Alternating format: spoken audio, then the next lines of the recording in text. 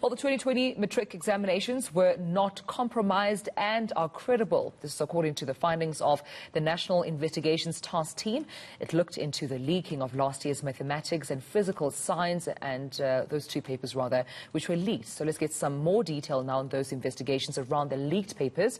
The chairperson of the task team, Mr. Hugh Amoore, joins us now right here in, of course, in Johannesburg. Thank you so much for your time, Mr. Amoore, and good morning to you. Now, I hear from the, investigation report that the examinations were credible. The 2020 exams were further not, compromised by the leaking. What reason do you have to believe this?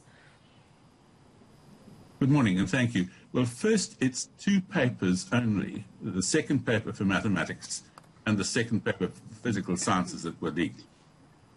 We have established two sources of the leak, and from those sources, the questions or question papers were leaked to candidates by WhatsApp. We've established we will never be able to be certain that we've established every single distribution point and every single distribution endpoint. But we've established a number of WhatsApp groups, totaling for mathematics 236 candidates out of 232,000, and for physical sciences 62. As I said, in mathematics it's the second paper, and of those 236, 135 only got two sub-questions, worth 5 marks each out of 200 for paper 2. But what we've also done is we've done investigative marking throughout the country. That involved 117 centres and over 5,600 candidates. And we've also done statistical analysis. If there had been widespread leaks, it is almost certain that they would have shown up in that statistical analysis and in that investigative marking.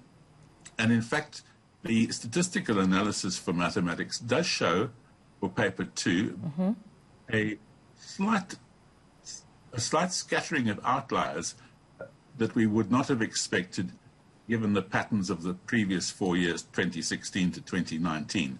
But when I say slight, that involves another 205 candidates, of which 2 happen to be amongst the 236 for mathematics.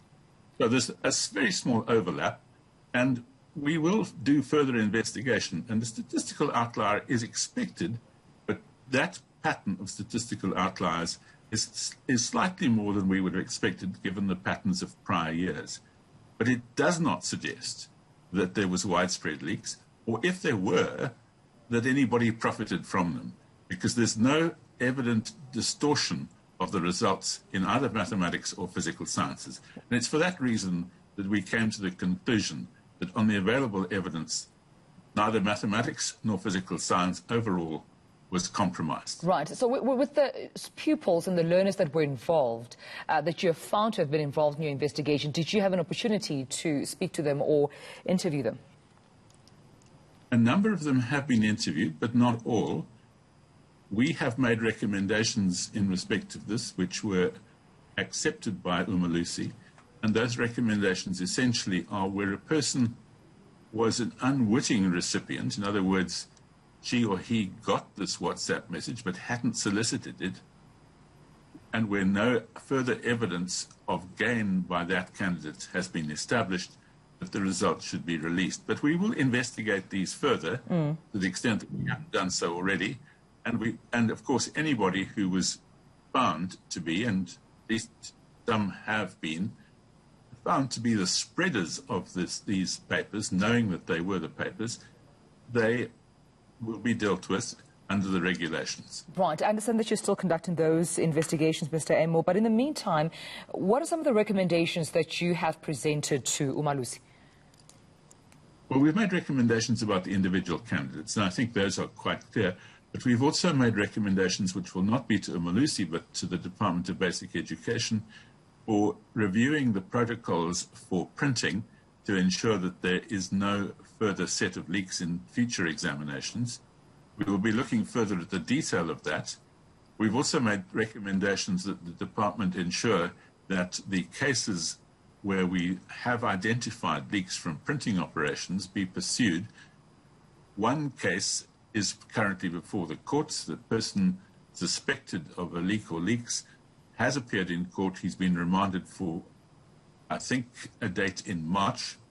And the other printing work from which we have established a leak took place, we have referred to the DPCI, commonly known, the Directorate for Priority Crimes Investigation, commonly known as the Hawks, for investigation. And we've recommended that those two cases be pursued to conclusion, because it's really important, first of all, that culprits be brought to book, but secondly, for the future, that any loopholes in the process, and it is a strict process, right, for printing and distribution be closed.